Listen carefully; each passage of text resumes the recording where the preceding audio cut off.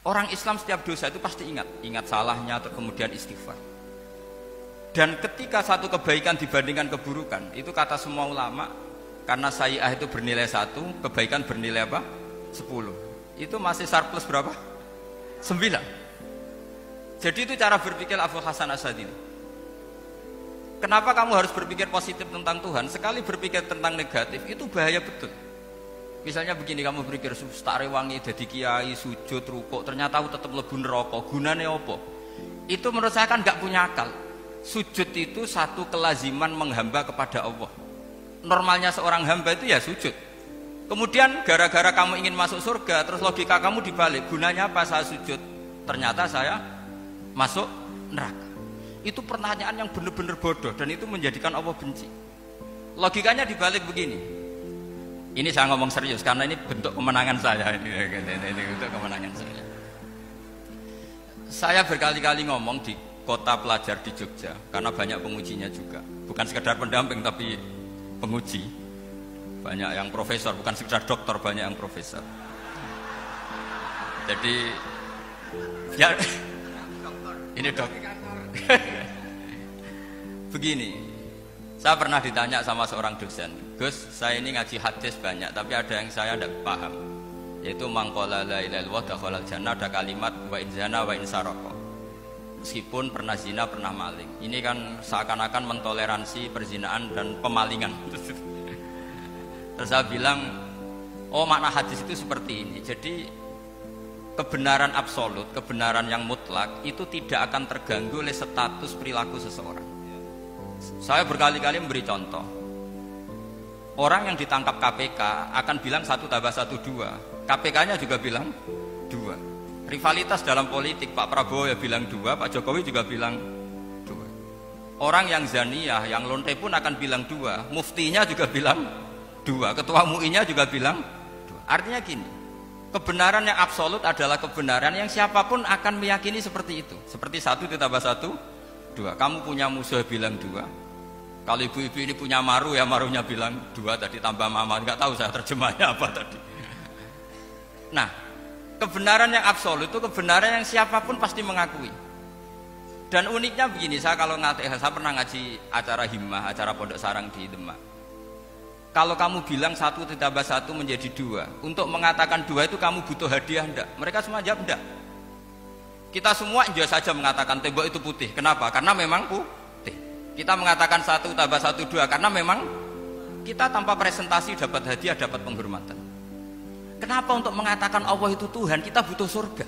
Memangnya kalau tidak ada surga Allah tidak jadi Tuhan? Ini problem orang soleh-soleh yang terlalu pesimis. Makanya nanti orang-orang soleh itu masuk surganya berat. Tapi kalau orang alim lebih gampang kira-kira seperti itu. Iya, karena kan imannya lebih bagus. Dalam hadis qudsi Allah ini yang dibuli orang-orang soleh. Laulam akhluk jannatan wala naron alam akun ahlan an uto'ah, dalam hadis qudsi. Kalau saja saya tidak menciptakan surga dan neraka, apa saya tidak jadi Tuhan yang perlu ditaati? Apa kalau kamu tidak saya kasih uang 1 juta terus bilang 1 tambah 1 11? Enggak kan? Tetap bilang berapa? 2. Kalau kebenaran absolut yang 1 tambah 1 kamu bilang 2 meskipun tanpa mendapat hadiah. Kenapa untuk bilang Allah Tuhan kamu butuh hadiah surga? Itu kan serah ikhlas belas. Makanya saya terus mengajarkan ikhlas. Ikhlas itu bisa dilatih dengan akal, dengan pikiran, bil ilmi lah. Harus dilatih. Nah di sini ini momen atau makna yang mestinya harus difahami wa inzana, bahwa kalimat ini sah meskipun dilafatkan seorang yang pernah zina. Sama seperti 1 tambah 1 2 sah, diucapkan siapa saja sah. Dan siapapun akan mengucapkan itu secara ikhlas. Ini penting saya utarakan. Sehingga setelah ada firqah-firqah takfiri yang mengatakan orang megang keris itu syirik, ke kuburan syirik, ini syirik, itu salah besar. Salahnya adalah tadi kalimat-kalimat atau kebenaran-kebenaran absolut ini sudah jadi sibghata wa man ahsanu minallahi sibghah. Kalimat ini begitu absolut di hatinya orang mukmin. Sehingga ketika terganggu oleh hal-hal yang adat istiadat kayak pegang keris, kayak apa, ini tidak mengganggu. Tetap kualitas iman ini di atas keyakinan adat membawa apa keris.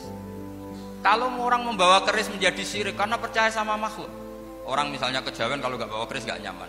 Orang kota itu kalau nggak bawa ATM juga nggak nyaman. Itu tidak dihukumi syirik. Kamu pergi lupa bawa HP nyaman ndak? Ndak, kenapa ndak dihukumi syirik?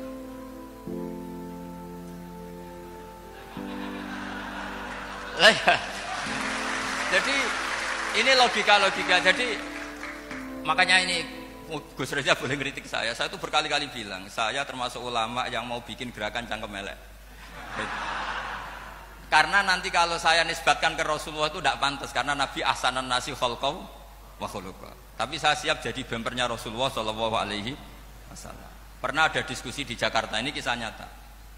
Apa dalilnya setelah sholat salaman? Mana hadisnya? Itu dijawab hadisnya tentu kita kesulitan. Kalaupun ada hadisnya dhaif semua yang masalah musafahat. Akhirnya mau tidak mau dijawab pakai cangkem elek. Boleh enggak kamu setelah salam nyalain HP yang off? Boleh. Boleh enggak ke kamar mandi? Boleh. Oh berarti kencing boleh, nyalain HP boleh, yang enggak boleh itu ingat Allah. Karena mereka mengkritik wiridan, kritik salam. Akhirnya mikir deh. Ada enggak hadisnya orang setelah sholat nyalain HP? Enggak ada kan? Tapi mereka nyalain HP enggak hambatan, tapi untuk salaman masalah kan. Ke kamar mandi boleh, tapi untuk wiridan enggak boleh. Akhirnya mereka sadar, oh iya. Lama-lama dibisi gini yang kelompok itu.